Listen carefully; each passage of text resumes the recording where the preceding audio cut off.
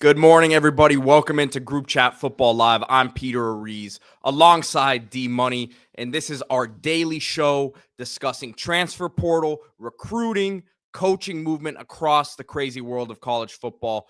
Thank you all for joining us live today. Remember to hit that like button, subscribe to the channel. You guys have been helping us grow tremendously. We appreciate all of your support, and we're getting down to the nitty-gritty here. The end of the transfer portal is near for this cycle as enrollment is finishing up here in the next week or so across the country, and we still have some movement to go, but there's a lot of scrambling at the last second here for schools to fill last minute needs they have and anything that they haven't been able to do so far in the portal. D. Yeah, the portal, like I said, winding down but still hot, and then recruiting starting to pick up. So it really never stops. One transaction season sort of bleeds into the other. Of course, you got the Navy All-America practices rolling, which is, we got to get used to saying that in the Army game as far as I can remember. But the Navy All-America practices are rolling, getting ready for the game. Of course, college football playoff is in full swing. We're all looking forward to that. But these are the steps and these are the various moves that make up these playoff contenders and these playoff teams. Sergeant Moorhew, appreciate you hopping on here. He says, top of the morning to you guys from Las Vegas. Appreciate you being on early over there, man, on the West Coast.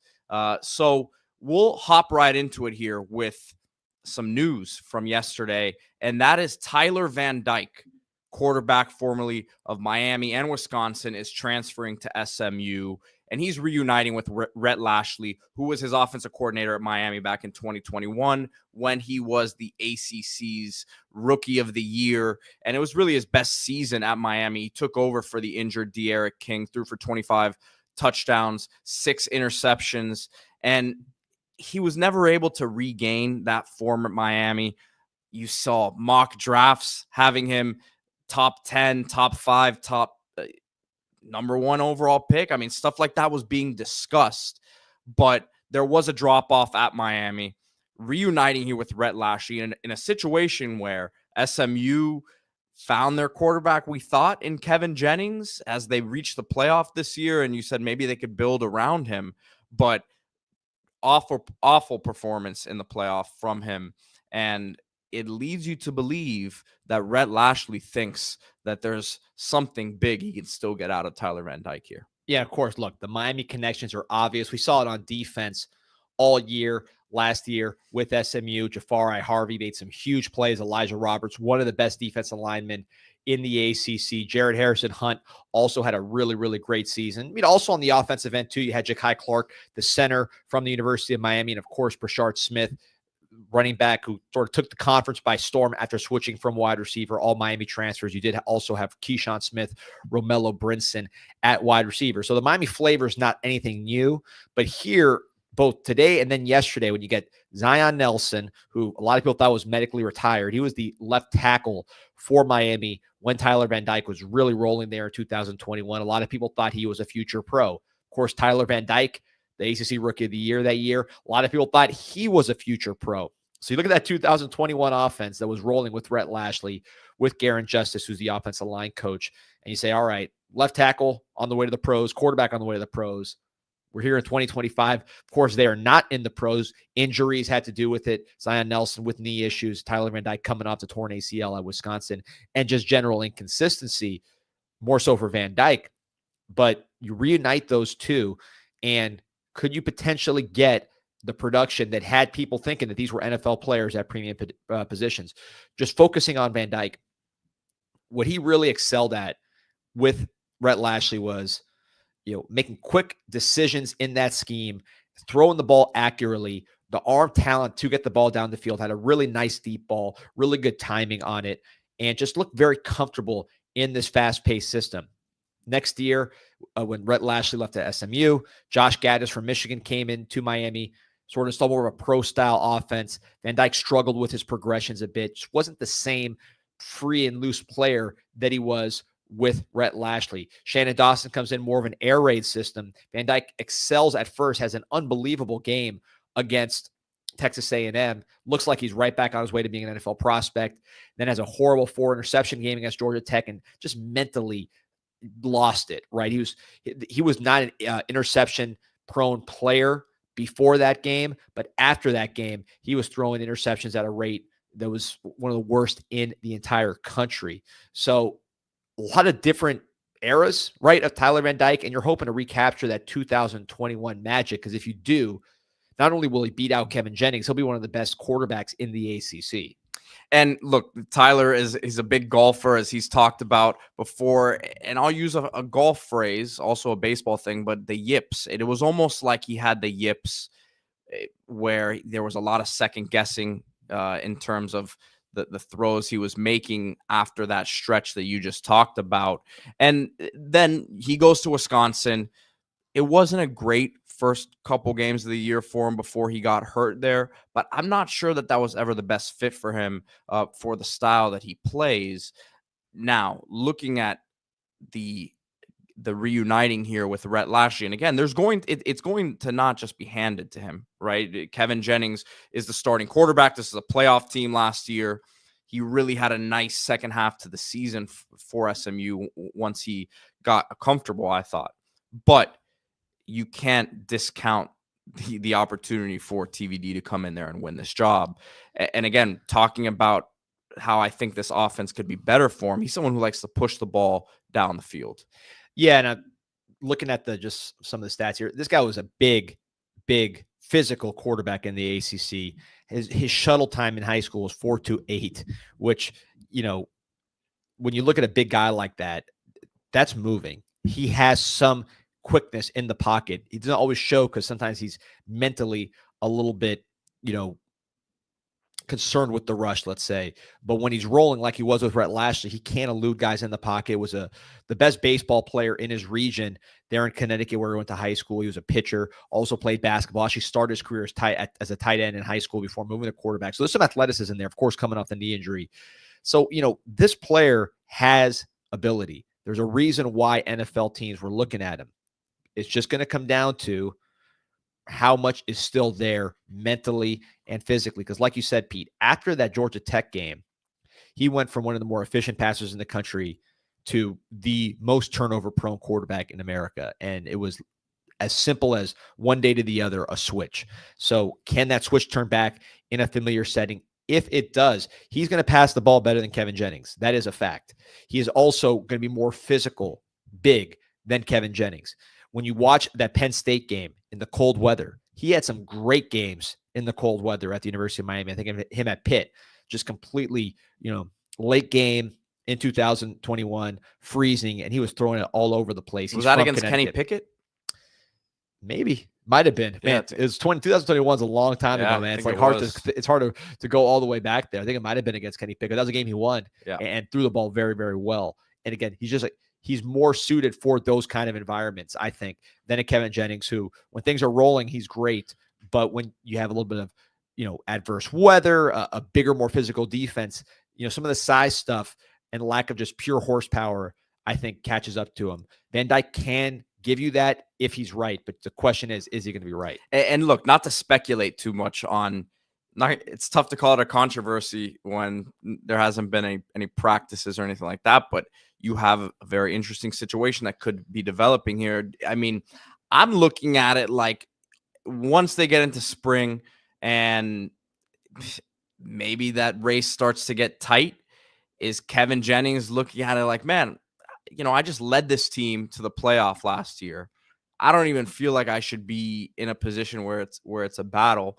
I'm going to go look elsewhere after spring, right? Or the same thing with TVD. Or again, obviously, if you're SMU, you would love for both of them to be there and battle it out. But I'm just looking at that situation and thinking, I'm not so sure how it's going to play out in that room. Yeah, and look, at the end of the day, the performance is going to dictate. Jennings doesn't have a lot of juice right now. I mean, let me say it differently. He had a great year. They went to the playoffs. It was an unreal season for SMU, the best season they've had since the Pony Express.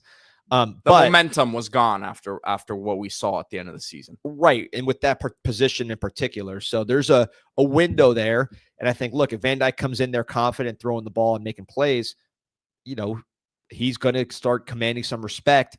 Some of these players even know him. Right? Some of the players that were with him at the University of Miami. at the same token, if he throwing interceptions and kind of carrying some of that bad body language and bad lack of confidence that he had towards the end of the Miami tenure, I don't know if he's going to be able to win over a new locker room.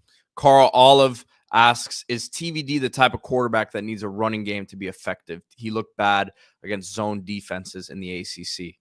I think any quarterback is obviously aided with an effective run game. I think the issue is he's not very mobile, which listen, he's a better athlete than people probably give him credit for, but how willing he is to go out there and extend plays and things like that might be a bigger issue than not having a good run game with him. Yeah, and that's a great point also about the zone defenses, Carl. I mean, we saw against man coverage against Texas A&M, he was throwing all over the place. Then after Georgia Tech, you saw teams not only play more zone, but just drop more players in general and play the pass. And he had all day to throw many times and made those poor decisions. It wasn't like he was making those poor decisions under duress. So that is something he's going to have to show that he can overcome. Of course, this offense and the speed that it operates is going to limit the looks that he sees, just because you can't be too exotic against a team that's flying up the field like that and no huddle and getting up and down. So he flourished in this system last time. We will see what happens here at the new stop here. Bloom saying TVD's NIL should be nil at SMU.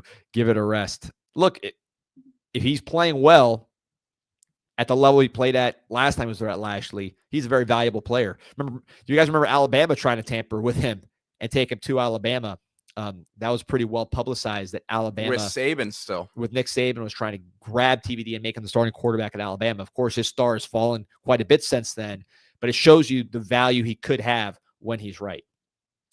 So one of the more interesting developments. Oh, hey, Pete, before you even move on, I want to get to a couple things here because we did get some. First, I'll check the private chat. Yeah, I saw it. And then Anthony Manzano saying, for the transfer portal for me to make more sense, the winter portal window should be after the national championship game until the beginning of March.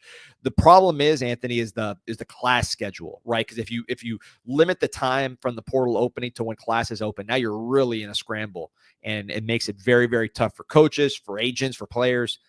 Everybody to just get everything that needs to get done in that small window, because it's already a rush, and now you're shortening it, because even though you can extend the window this way, you have classes on this side that you can't move those dates, right? It is what it is. It's a school thing. So I think that's why you don't see that schedule the way it is because it's hard to move the opening of classes, which is a university thing, not necessarily a football thing. But portal's been crazy, and the tampering stuff is starting to get a little nuts. Yeah, so here's the tweet that you were just referencing. Outgoing Boise State offensive coordinator Dirk Cutter claims Oregon tampered with players after the Fiesta Bowl. I know for a fact that just last week, after the Fiesta Bowl, one of the key starters on defense got a call from the Oregon Ducks offering him $700,000. And this was it looks like an interview with Boise Sports Talk Radio, 95.3 FM.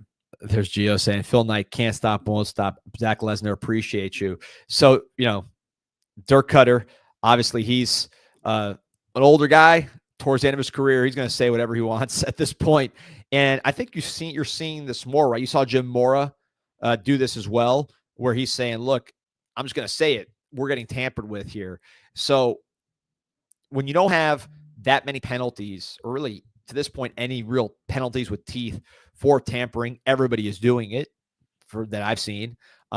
Maybe Boise State's not tampering. Who knows? But certainly you're seeing that at the Power 4 level, this tampering. There you see the Jim Mora tweet. I think coaches now are the ones that are more victimized by tampering than culprits. The ones that are more on the receiving end of the tampering, they're just saying, look, what avenue do we have other than to go in the media and kind of shame people, right? And try to scare them off, maybe create pressure with their president or whoever it is at the school that doesn't like the bad press. So that's what I'm seeing here with a guy like Cutter, with a guy like Jim Mora, is you don't have any other recourse. You're not going to get the player back if he gets tampered and taken. We'll talk about the Xavier Lucas situation in a second, what Wisconsin's been doing, but it's not like there's really nothing you can do under the rules right now. And in a landscape where the NCAA is getting crushed every which way in the court of law. So the only recourse you have is make it look bad in the media, shame these coaches, name them, name the price, and do everything you can to just back them off because they don't want the publicity. They don't want their president asking, hey, why am I reading about us being jerks in the paper? Let's talk about the Xavier Lucas situation now, because we just, talked about that whole situation. And there's a legal battle that's about to be brewing here between Lucas and Wisconsin, as it appears that Wisconsin's preventing Lucas from entering the portal, as he's now retained Darren Heitner as his representation in this situation. Heitner, of course, one of the best, and biggest when it comes to these NIL things. It's such a niche rule set, and Darren is always at the forefront of a lot of these issues. And here's a tweet, as Pete Nakos had tweeted out yesterday. Wisconsin safety Xavier Lucas has yet to enter the transfer portal as his dispute with the Badgers carries on. And remember, Lucas, a couple weeks ago now at this point, at the deadline, essentially tweeted out that he was entering the portal. He said he had filled out all the paperwork, but that Wisconsin was not allowing him, or they weren't doing their part of the bargain of actually filing the paperwork, which schools are obligated to do. And there's been a lot of talk that he owes Wisconsin something NIL wise, that he came to a new deal with them and he owes them money. His attorney, Darren Heitner, says, let's clear something up. Xavier Lucas owes Wisconsin nothing. The school is holding him hostage. It's disgusting, illegal, and will be crushing for recruiting. Wisconsin can easily do the right thing and place him in the transfer portal. The silence on their end is deafening. And that's not the only thing he shared. So as you see here, he says in April 2024, the Division I Council unanimously adopted a rule change to allow transferring athletes to be immediately eligible at their new school. And he tweets out the rule and says it's important to follow the rules, right? So he's implying essentially that Wisconsin is not following the rules here. And this all stems from the fact that Wisconsin is alleging that there's a school tampering with him. And at the end of the day, even if there was, it doesn't give them the right here to withhold Lucas's paperwork and prevent him from entering the portal. Yeah, it's like we talked about with Oregon and Boise State and some of these coaches going public with tampering accusations. That's really all you can do here, because if the player wants to leave, and clearly Xavier Lucas has said he wants to get out of Wisconsin, you can't keep him against his will, and you have to, under the NCAA rules, enter his name in the portal if he says, I want to go in the portal within the allotted time frame. They didn't do that. So what Heitner's doing is going to the media, making sure that this is as big a stink as possible. I'm sure he's sending various demand letters to Wisconsin. And he's saying, look, Wisconsin, the problem with Wisconsin is they're not even saying why they're doing any of this stuff. They're just kind of not doing it, being quiet. So, I don't know if they're doing that out of spite. I don't know if there's a grand plan here, but they're just ignoring. So what I expect Lucas to do is continue to make it stink in the media, which Heitner, as the most high-profile NIL attorney, is doing on social media. Send demand letters to the NCAA, to Wisconsin. And if nothing happens, he's just going to file he is going to sue for a temporary injunction, or preliminary injunction, which is basically he is asking the court to forego the usual timing of we file a motion, we set a hearing, and it takes a long time to get done, and saying this is an emergency. If I don't get this injunction, which forces Wisconsin to enter my name in the portal, then I am going to be irreparably harmed, because I'm not going to be able to enroll at the school of my choice. So this is an emergency. This is something that if it's not done by this time period will cause irreparable harm. I can't just, turn back time and enter the school. So it needs to happen now. You need to have us before the court in an expedited fashion, an emergency setting. And, it's the equities, the basically the justice. It's hard to explain. It's more fair for us to get this as opposed to not, is basically what he is saying. The weight of the equities is on the side of Xavier Lucas.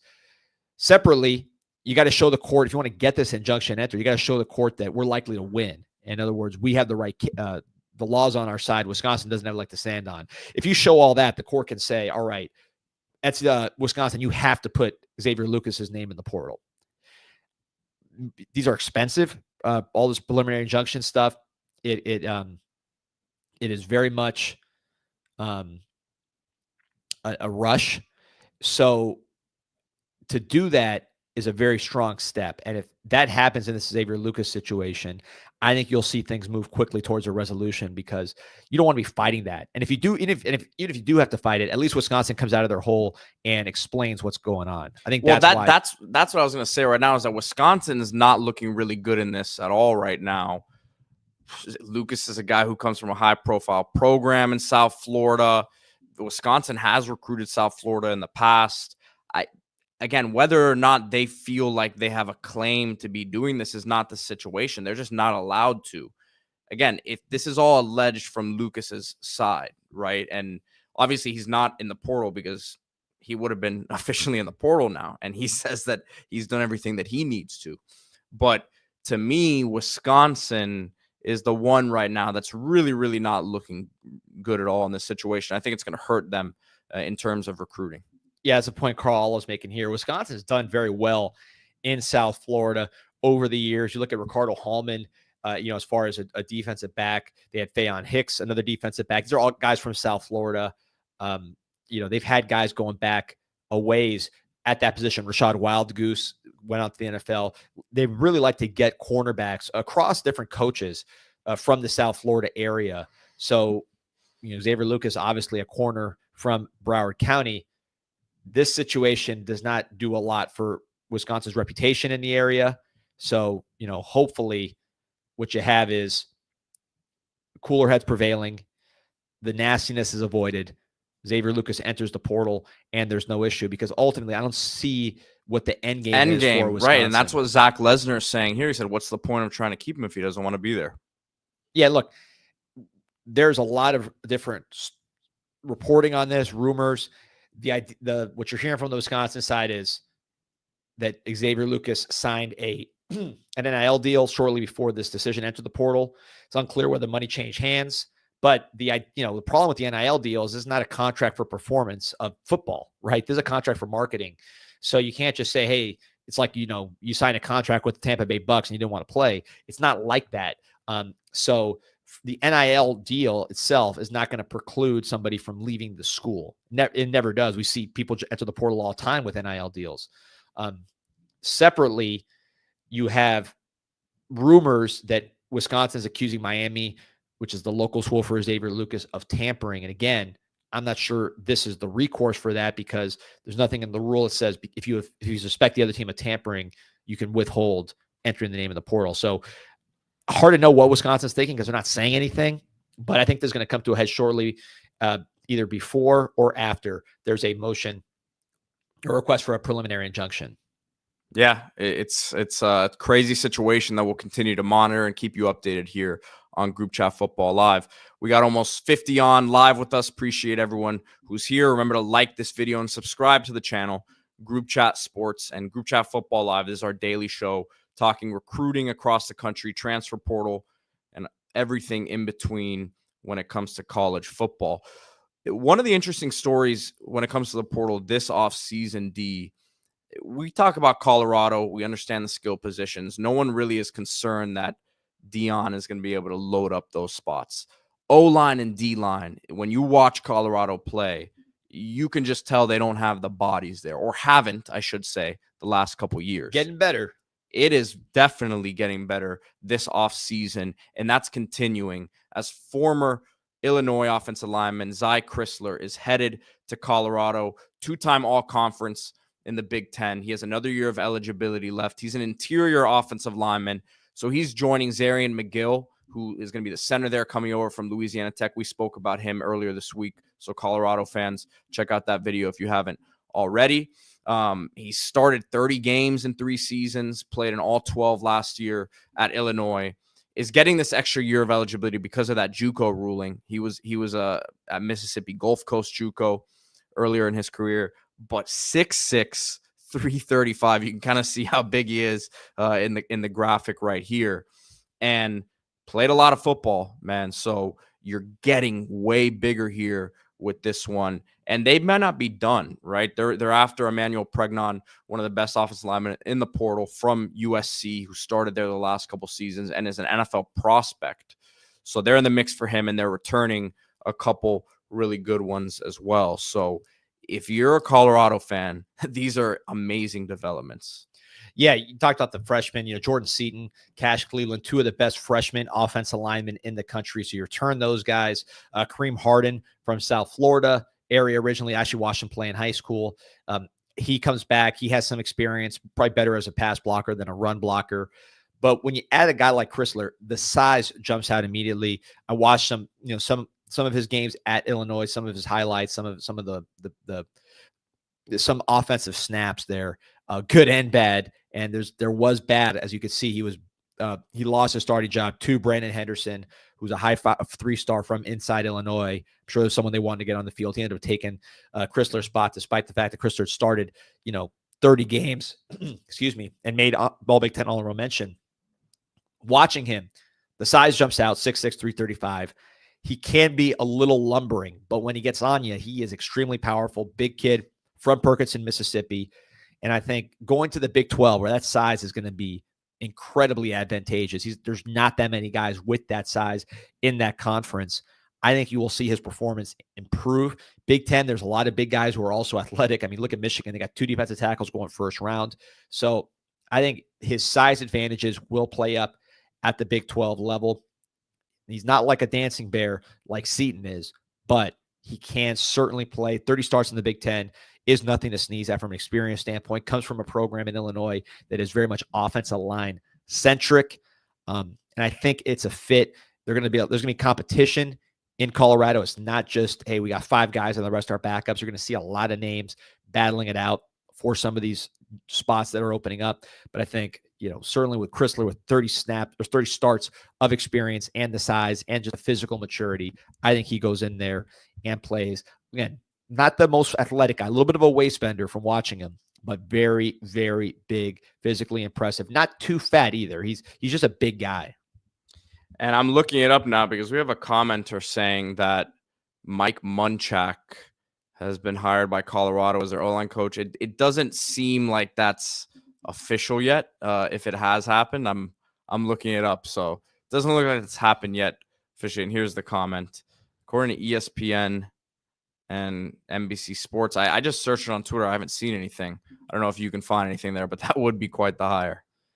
Listen, this is an offensive line focused situation at Colorado. They know that's the biggest need on their roster. It's been the biggest need on their roster since Deion first got there. It's taken big steps, but the more you add to it, particularly when you add young players like Seaton and Cleveland with multiple years of eligibility, the better you're going to get. And then stacking guys like this with experience is going to get you a better unit. You lose Shedeur Sanders, obviously, but you're hoping Caden Salter can continue that production. You still got really talented receivers.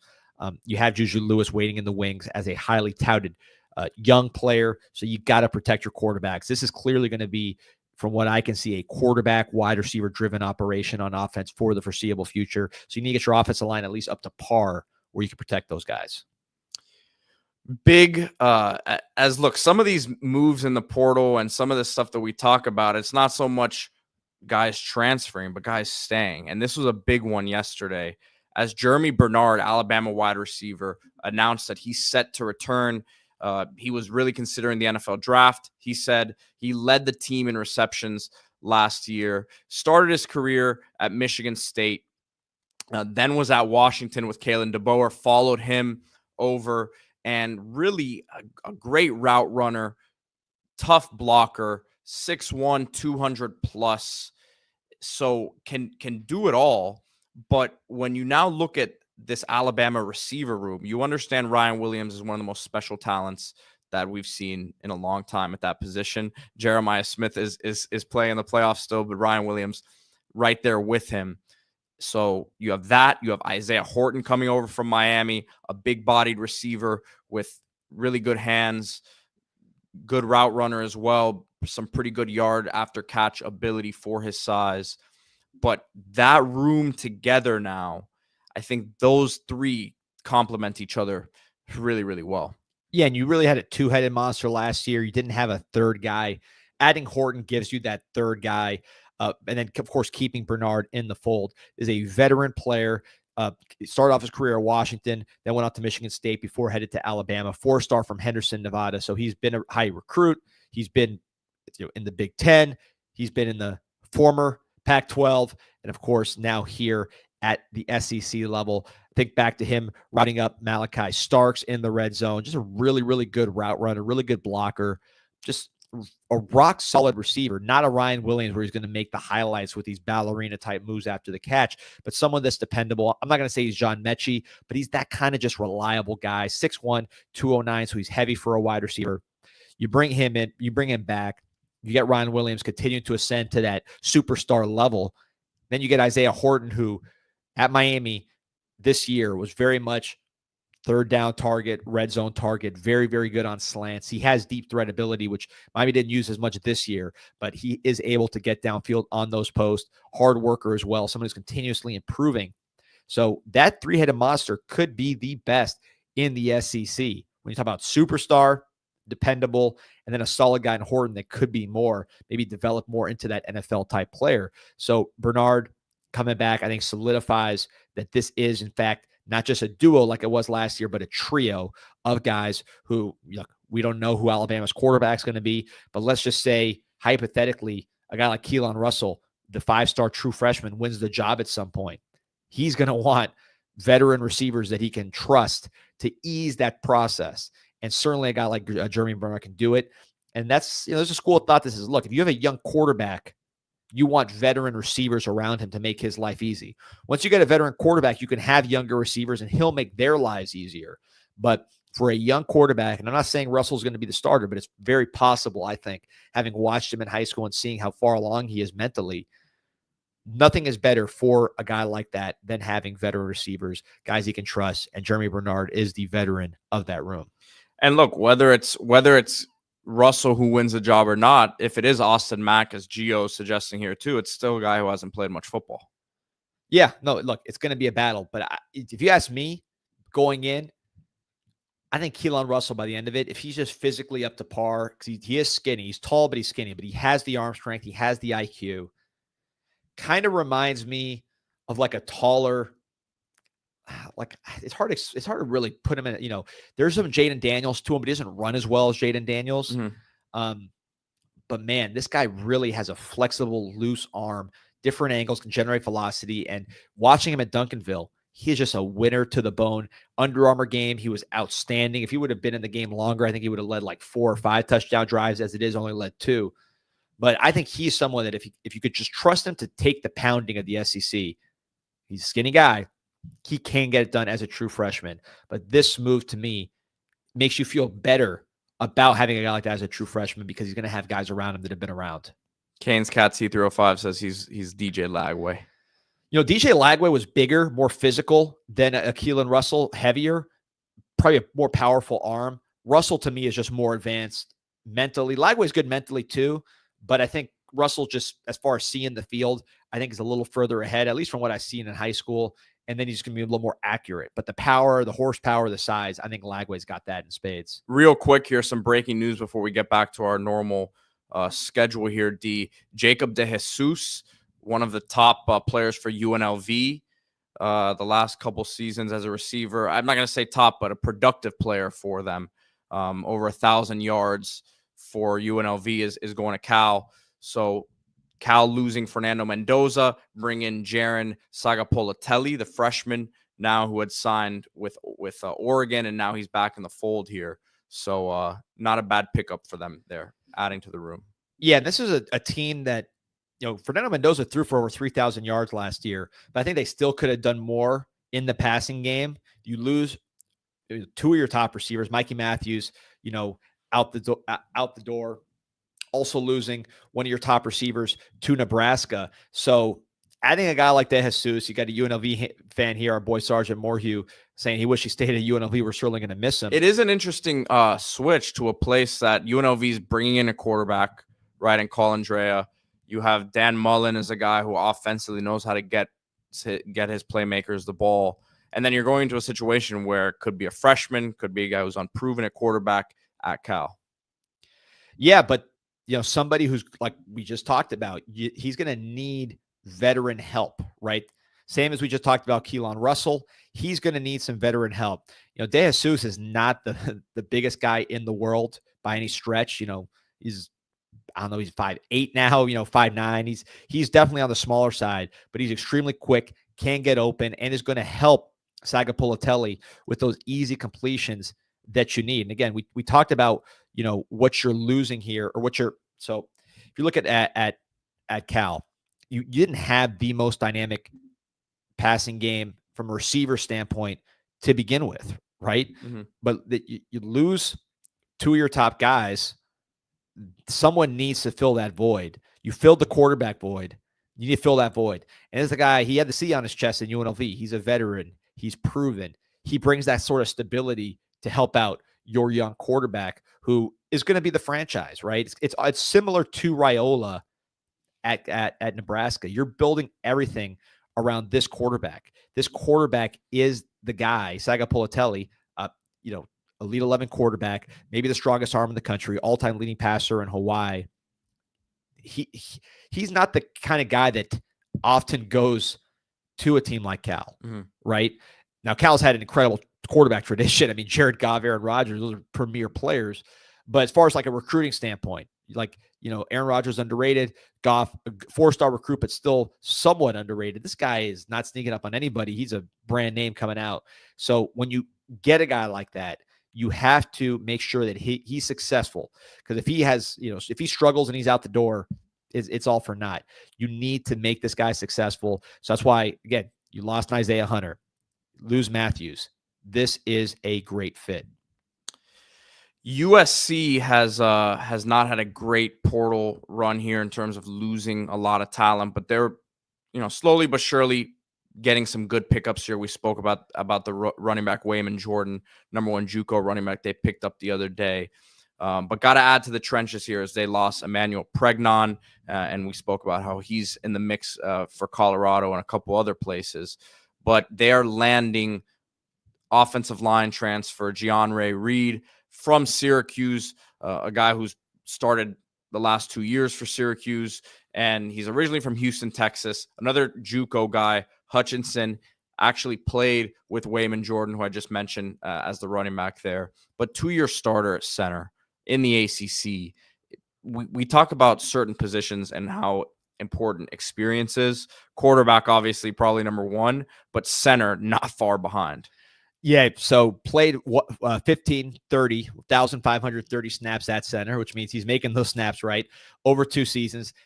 A lot of experience pass blocking last year, right, with Kyle McCord. This was probably the most prolific passing offense in America, so he has a lot of experience pass blocking, allowed 14 quarterback pressures, Pro Football Focus. Look at the grade, 68.3 pass blocking, 63.2 run blocking, but it's the snaps, it's the experience. They call him Big General. So he is somebody that's a leader on this offensive line and is going to be a leader for USC. Originally from Houston, Texas, 6'3", 310.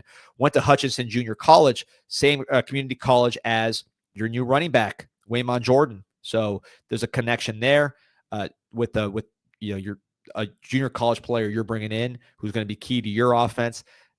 USC's lost a ton in the portal, man. It's about 21 guys out the door. You added DJ Wingfield from Purdue in the interior offensive line, but you lost Pregnon, who's probably the best available. You lose Mason Murphy at tackle, who goes to Auburn. So you lost a lot. You need to start building that back up. Gianra Reed's a good step in that direction. From the inside, he's not going to solve your big guard problem with Pregnon, not going to solve your tackle problem, but he'll help. This is a USC offensive line that was much maligned last year. You saw the offense really, even though a guy like Mayaba, his strength is throwing the ball down the field, the yards per attempt for both him and Miller Moss was way reduced from what you're used to seeing with the Lincoln Riley offense. I think they were trying to make up for some struggles on their offensive line, getting the ball out quick. So hopefully a guy like Gianre Reed is going to allow this offensive line to stabilize and allow their quarterbacks, particularly Mayaba, who loves to throw downfield. Husan Longstreet, the 5-star signee, also likes to throw downfield.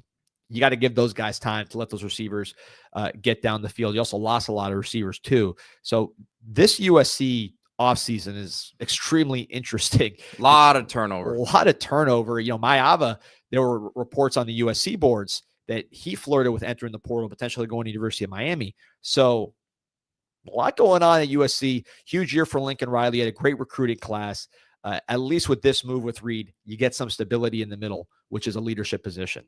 Yeah, without a doubt. I mean, it's going to be an interesting year next year. Pretty much make or break, I would say. Yeah. And we got G Bro here saying, "Go Irish, man!" The Irish got a big one tonight, man, here in Miami against Penn State. So good luck to you guys. Yeah, beautiful weather, by the way. I mean, you're going to see Drew Aller throw the football. This is not obviously two running teams, but this is not only running weather. It's cold for Miami, but it's perfect conditions for anybody else. So you're going to see Drew Aller throw. There's going to be no wind. Doesn't look like it. There's going to be, no rain, knock on wood, at least based on what it looks like right now. So should be interesting conditions. I want to see if Riley Leonard can hurt Penn State with his arm just enough for that to be respected. That's going to be what I'm watching when you look at this matchup. But it should be a lot of fun. Two really talented teams, two really impressive defenses loaded with NFL players, and, of course, the running games. So that's if Jeremiah Love can go, two of the best running games in America, if not certainly from Notre Dame, maybe the best running game in America. Notre Dame has only picked up 4 transfers right now. They've lost 3, maybe lose a few more once their season ends here, as they can still enter the portal. But not that much movement, and I feel like there won't really be too much, as Freeman is building a good foundation there. Yeah, no, you got to be excited about Notre Dame, where they're headed. Obviously, this is an opportunity. So they've been waiting so long for a true national championship contender. They're so close right here, and I don't think that there is a team that is so dominant. And Ohio State's playing that way, but of course, Ohio State lost to Michigan. Ohio State had their lumps during the regular season. So Notre Dame's got a golden opportunity to potentially break through to the level that they've been knocking on the door for about a decade now, but haven't been able to push all the way through. We'll see what happens. It's going to be a very, very exciting game here in Miami. So the last thing we wanted to get to today was one of our favorite things, and that's talking about recruiting and the all-star games that happen at the end of the cycle, where we broke down some stuff from the Under Armour All-American game last week. So if you haven't checked that out, have a couple of videos regarding that. And now we're going to get to the Navy All-American Bowl. Yes, it's not the Army All-American game anymore. It's the Navy All-American Bowl. So still there on NBC, and practices are going on this week. Day 2 of practice was yesterday. Some names, I wanted to get to some names that are sticking out and play some video, some of the stuff from practice.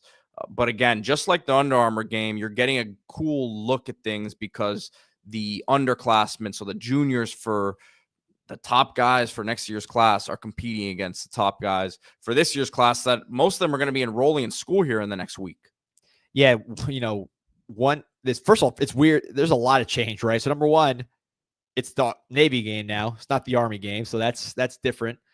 And then, of course, the fact that both the Under Armour and the Navy game have 25 and 26 players playing together. Totally unique situation, and I think really, really good for scouting purposes to understand who's for real, who needs some work, kind of where guys are at in their development. Of course, they're not finished products. None of these guys are finished products, but certainly the 26 guys, they got plenty of room to grow. So if they struggle, you don't get too concerned. Maybe you see where they could use some work.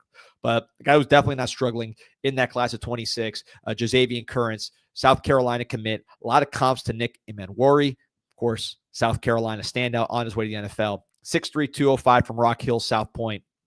Number 1 overall player in South Carolina, number 7 safety, number 93 overall.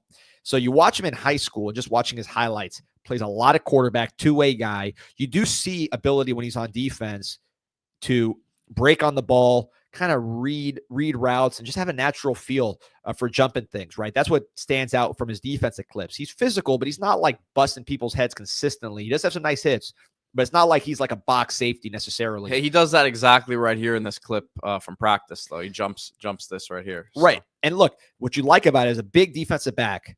What's your worry? When the pads are off and you're moving around, he's going to look pretty bad, right? Because his strength is going to be more the physical side given his size.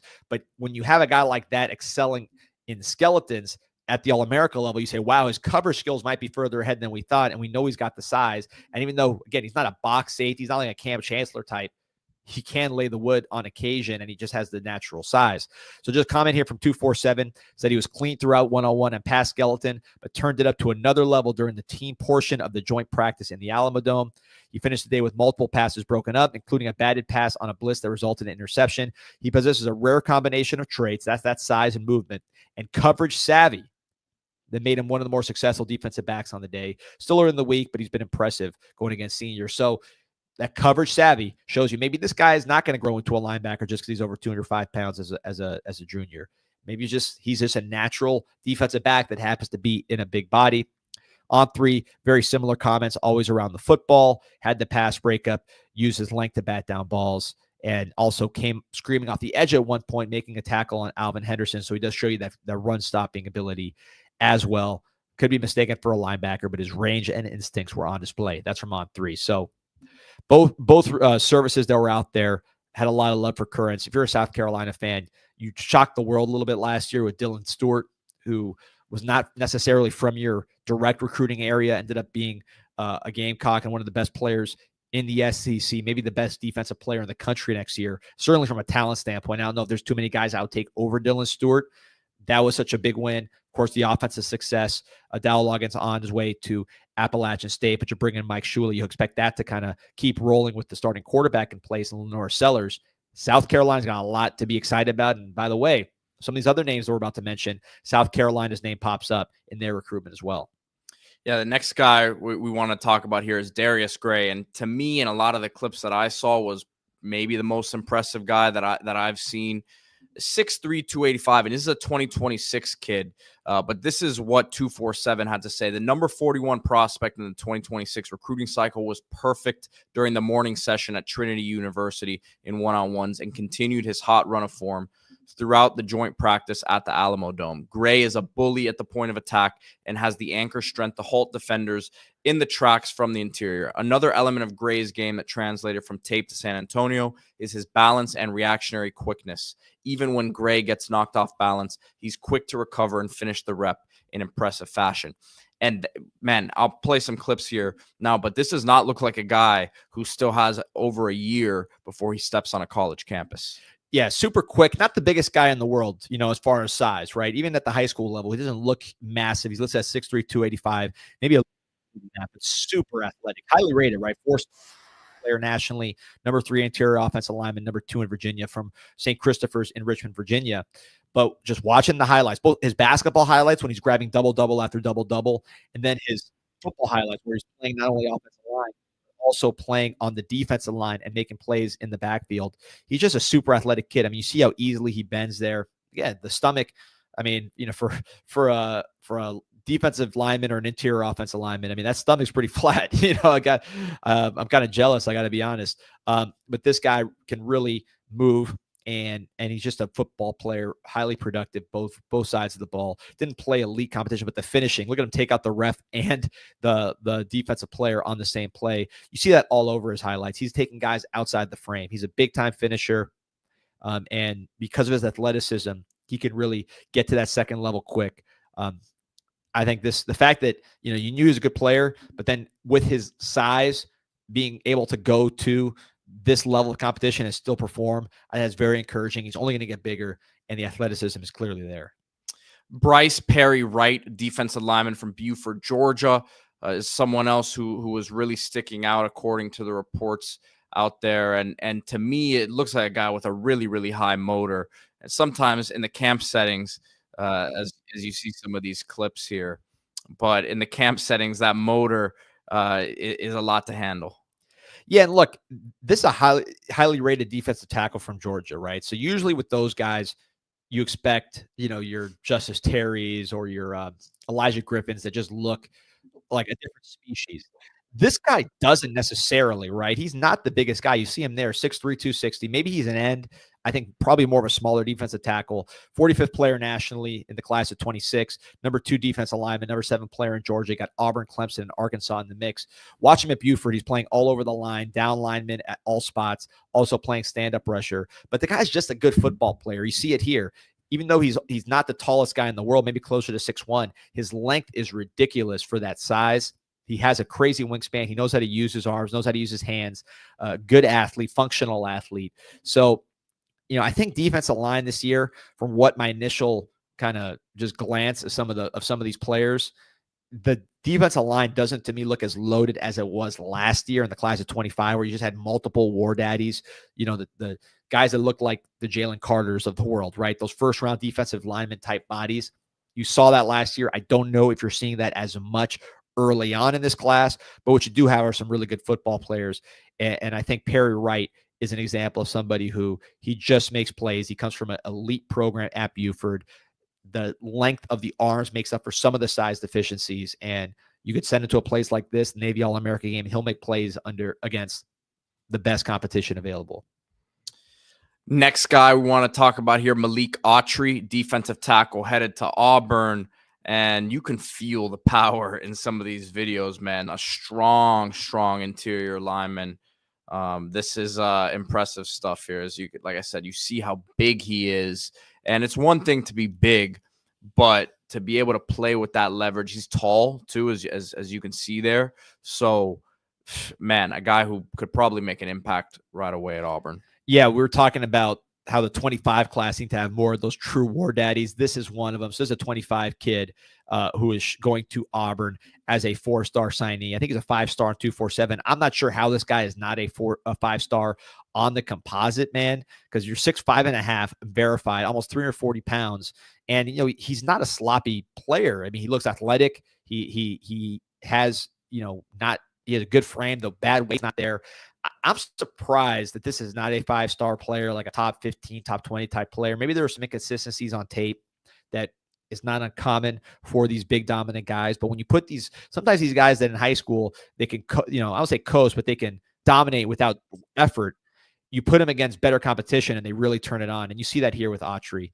He's going against the best, and then boom, he takes it to another level. Look, we talk about the power, but look at the quicks there. Yeah, I think this is a guy who, if you put him in the 26 class, with the same film, same specs, probably closer to a 5-star player, just because there's not that many guys like this around the country. They seem to be more concentrated in the Southeast. That's why the SEC has been the most successful conference over the past few years. And this is your classic war daddy. There's a program that produced Derek Brown, other just pure monsters on the D-line, Nick Fairley. So they're used to having these kind of war daddies. And I think this was a huge recruiting win for Auburn, which has been kicking butt in the state of Alabama. Alabama had a great recruiting class, went out to California to get good players, went out to Texas to get good players, really showed their national footprint. But if you're talking about Alabama, the state of Alabama, which has a ton of talent, Auburn has become the top dog in recent years of keeping these guys home. And this is one of those big victories for the Auburn Tigers. Man, coach needed to use his footwork a little bit better there, man. He couldn't do anything about that freight train. He saw ghosts here though for a second. Golly. Yeah, they got it. Listen, that's when you got power, when everybody in the line of the play is in danger because of that knockback. He's got it. Khalik Lockett, next one that we're going to talk about here out of Texas. This is a 5-star and a receiver who can really go up and get the ball. Yeah, super productive. Just watching him in high school on tape, 6'2", 175, but he looks bigger than that. 6'7" wingspan, huge hands. He could snatch it. 5-star composite player from Saxon, Texas. Texas commit, joining Jamie French in a really talented wide receiver room. Of course, it's Texas. They've been throwing the ball with a lot of success lately. Isaiah Bond, just the latest guy to go on to the NFL. But I mean, this is exactly what you saw in high school. The ability to go up and get it, the wingspan, the big hands. One thing that jumped out to me about Lockett is he has a really good balance. He's some of these guys, they're sort of these tall, long track star guys. They just run straight lines and that's it.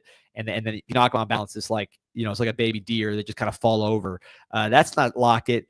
He can't take contact. He can't keep his feet. And then of course he could do this, just run right by guys and do, and show his speed and tracking ability. But I think when you get a skinnier guy like this, you worry what's going to happen when they're going against bigger defensive backs. Of course, these are not college defensive backs, but they are bigger than the average high school player just because of their physical specs, their recruiting ranking. So his ability to deal with bigger players, bigger defensive backs, stronger defensive backs at this event, I think is a very good sign that he could play early for Texas. It's just going to be about putting on weight. You got Ryan Wingo, a sensational freshman there, but you're replacing a lot. Matthew Golden's been outstanding for Texas this year. Of course, Isaiah Bond, who's been banged up lately, but is a dynamic player. A lot of reps to go around at Texas. There's a lot of blue chippers in the mix. Jamie French, we mentioned, from Florida, from Jacksonville, another elite player coming into this recruiting class at receiver. But I think Khalil Lockett, with his production, with his measurables, if the weight can come on, you expect him to make an instant impact at Texas, just like Ryan Wingo did.